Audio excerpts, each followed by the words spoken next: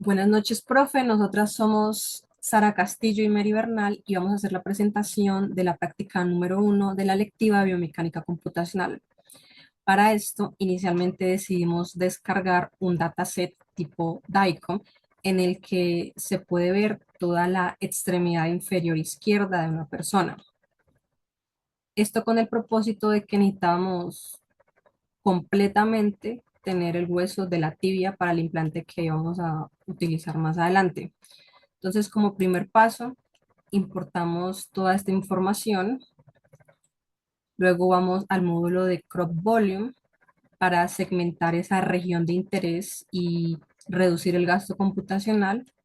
Seleccionamos la zona de interés en los tres planos. Visualizamos esos tres planos en la zona donde tenemos como tal el 3D. Y luego de eso, entonces cambiamos de módulo y vamos a el de segmentación o al de Segment Editor. Y a partir de esto, entonces agregamos dos segmentos. El primer segmento para la tibia y el segundo segmento para la zona que lo rodea, que este ya más adelante vendría a ser eliminado. Después de esto decidimos definir el umbral o el thresholding.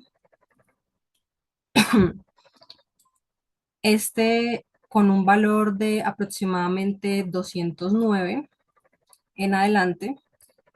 Después de esto lo usamos para enmascarar o restringir las zonas que vamos a pintar. Pintamos la tibia, pintamos la otra zona que vamos a eliminar eventualmente, pero esto solo lo vamos a pintar en el plano sagital, que es este que tengo aquí, que se puede ver aquí a la derecha en la parte inferior de la pantalla.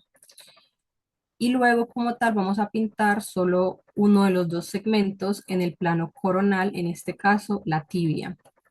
Y ya cuando aplicamos Grow from Seeds, este nos va a permitir que se pinten las zonas correspondientes.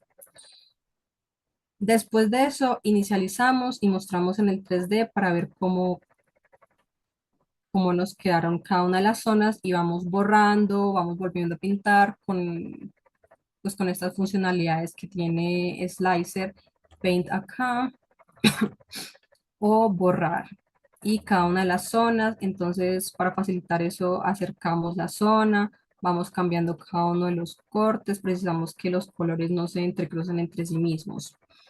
Después de eso, cuando ya tenemos la zona perfecta en la zona 3D, vamos a,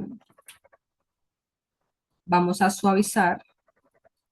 Entonces, buscamos el menú para realizar como tal el suavizado, que es en Smoothing.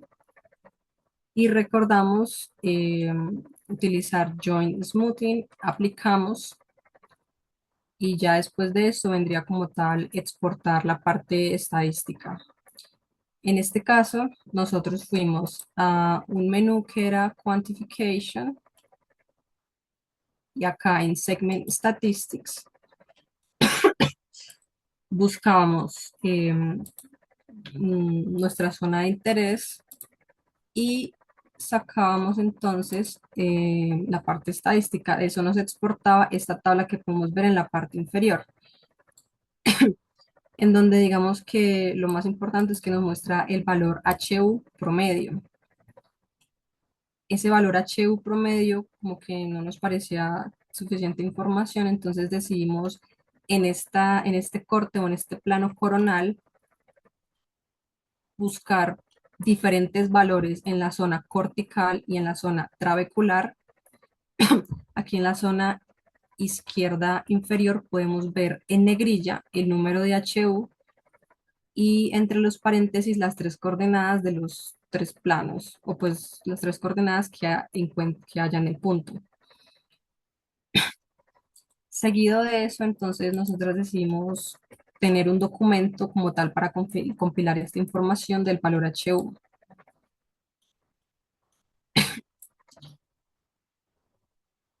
Acá entonces tenemos los datos de importancia, valor HU, la zona del hueso del que fueron extraídas, entonces la zona trabecular proximal, la zona cortical, y la zona trabecular distal. Y acá podemos ver entonces las imágenes de cuando se estaba seleccionando cada uno de esos valores para mayor claridad. E igualmente las coordenadas de los puntos que estábamos seleccionando. A cada valor HU le calculamos la densidad y a partir de esa densidad calculamos el módulo de Young. Podemos ver que tenemos valores muy grandes que rondan, digamos, desde los 3000 hasta los 5000 megapascales y que las densidades van rondando de 0,8 hasta 1,5 aproximadamente. Para los cálculos utilizamos entonces estas fórmulas que encontramos acá, únicamente reemplazando en ellas. Aquí tenemos entonces un ejemplo de uno de esos valores que nos dio HU, 114, multiplicamos, sumamos y este valor de densidad lo utilizamos para calcular el módulo de Young. Pasado esto, fuimos a comparar con la literatura. En esta primera imagen tenemos que PT es el hueso de la tibia de forma proximal y ellos encontraron un valor de 116 aproximadamente con un desfase del 58 del valor HU. E igualmente en esta segunda imagen, ya las personas como tal que hicieron este estudio, que lo desarrollaron, decidieron hacer una clasificación incluso más grande por sexo, edad y valor de HU. Entonces, para las personas menores de 60 años, podemos ver unos valores de HU. Em, ya les voy a decir aquí que tengo anotado en qué valores rondan más o menos, que aproximadamente van desde menos 288 hasta el valor de 7. Entonces, cuando nosotros nos ponemos a comparar esos valores de la literatura con los valores que nos dieron, podemos ver que en- podemos diferenciar entre el hueso cortical y el hueso trabecular, ya que el hueso cortical presenta una mayor rigidez. ¿Esto por qué?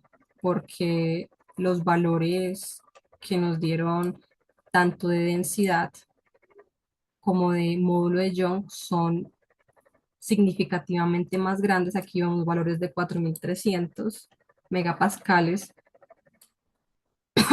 hasta 10.675 megapascales en comparación con lo que nos daba en el hueso trabecular, que son valores significativamente pequeños. Esto hace alusión como tal a la mayor rigidez y esa capacidad de soportar cargas que tiene el hueso cortical y a una, pues que el hueso trabecular es más esponjoso y que eso le permite absorber impactos y que se distribuyan esas fuerzas dentro del esqueleto.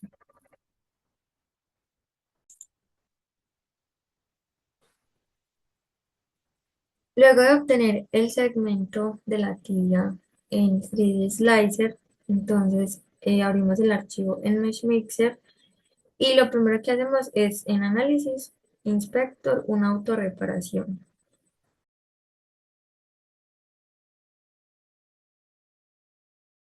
Seguido de ello, entonces utilizamos los comandos S, X, S, F para hacer huecos y rellenar. Inicialmente la tibia, pues vino como con dos mayores dificultades que fueron huecos en la región proximal y distal.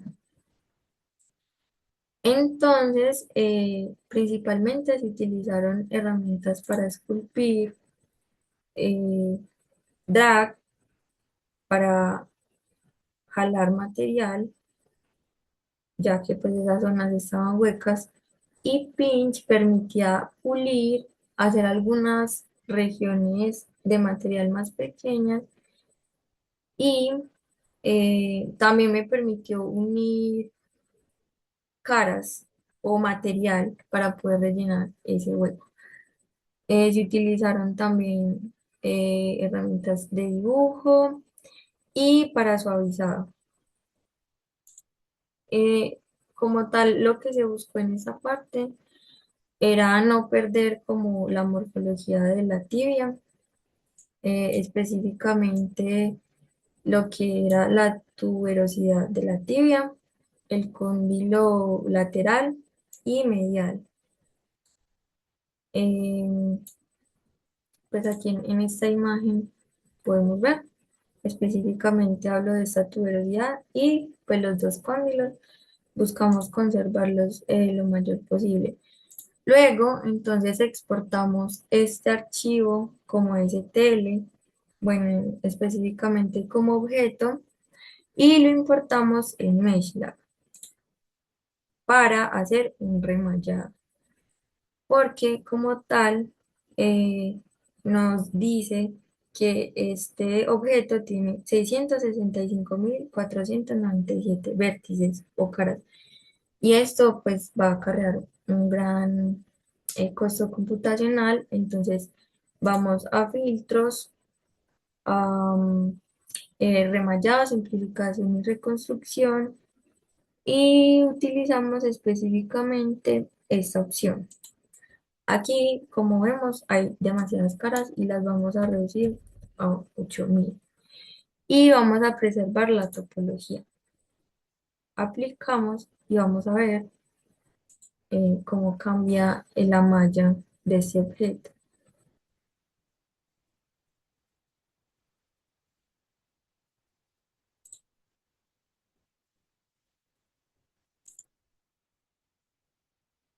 Listo, cerramos y vemos que pues los triángulos son más grandes porque son menos, pero esto va a ser un beneficio posteriormente en Fusion cuando se tenga que procesar la tibia, ya que tantos vértices va a hacer que de pronto el programa no sea capaz de realizar ciertas funciones.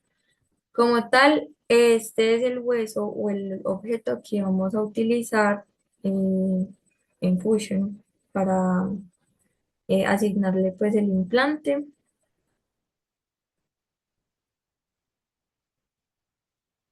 Y entonces ya mi compañera pues seguiría con esta parte. Adicionalmente, pues una parte importante que nos faltó mencionar, son las dimensiones. Las tomamos en 3D Slicer, ¿cierto? Con esa herramienta para medir. Tomamos los dos puntos entre los cuales queremos medir la distancia, y este hueso pues mide aproximadamente 34 centímetros. Em, el hueso pues ya viene con unas dimensiones adecuadas. Sin embargo, en Fusion pues se hace un escalado para que las dimensiones sean más cercanas a, digamos, a esa talla promedio que en la literatura encontramos de 38,42 centímetros. Y la otra dimensión pues sería como este diámetro, eh, que realmente ese diámetro se ve modificado porque en función se realiza posteriormente un espesor. Entonces realmente buscamos descuidar la dimensión de la tibia, y ya entonces mi compañera pues, seguiría pues con el procesamiento en Fusion. Bueno, ahora este es el dispositivo que vamos a implantar en la tibia. Este es un clavo intramedular tibial. Se utiliza pues principalmente para unión de fracturas, ya que permite pues una fijación y también permite una osteosíntesis pues entre los huesos. Está compuesto como tal de este clavo, y les voy a mostrar aquí cada uno de los componentes. Entonces, como tal, ese sería el clavo, ¿cierto? Que estaría en toda la región de la médula, y consta pues en este caso de 4 tornillos para hacer la fijación o el bloqueo, y de un stopper que lo que hace es como limitar esa compresión. Como tal, pues puede variar la cantidad de tornillos y también la configuración que se utilice de acuerdo a la necesidad. En nuestro caso, pues solamente vamos a utilizar los 4 tornillos, el stopper y el clavo. Em, este implante funciona como una férula y tiene 3 puntos de contacto. ¿cierto? Un punto en la entrada, que sería en esta zona, en esta región de la médula, que es como la región más estrecha de la médula, y la parte más distal, que sería pues esta parte trabecular. Eh, Como tal, el implante tiene un ángulo. eh, a ver, yo lo busco aquí. Presenta un ángulo y ese ángulo permite estabilidad rotatoria. Por último, voy a explicar el procedimiento que se realizó para que el hueso pudiera recibir el implante y cómo se realizó pues todo el ensamblado. Entonces, lo primero fue insertar el hueso como malla, se realizó una reparación, no se realizó un remallado ya que se había hecho o realizado un remallado previamente en Mesh Lab, en el cual se redujeron las caras o los vértices a solo 8000. Entonces, consideramos que al realizar este remallado, pues no era necesario y tampoco la reducción, porque se iba a perder pues información de interés de la morfología del hueso.